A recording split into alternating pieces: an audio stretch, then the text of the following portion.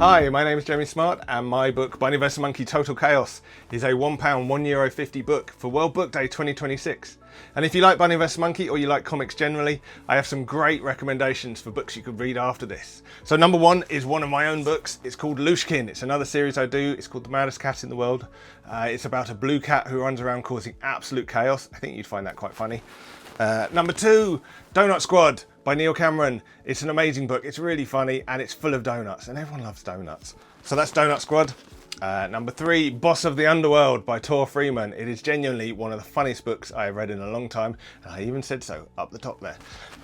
Number four, I thought maybe I'd introduce you to a classic. So this is Calvin and Hobbes. This is my original copy of Calvin and Hobbes from when I was very, very young. I used to love reading Calvin and Hobbes.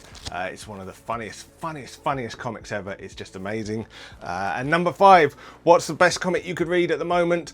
I think it's one that you can make yourself. Why don't you go and make your own comic? It's so easy to do. You don't need to be good at drawing or anything. Just make whatever comic you want, tell whatever story you want, and then read it. Read it to your friends. Give it to your friends to read, or read it to them.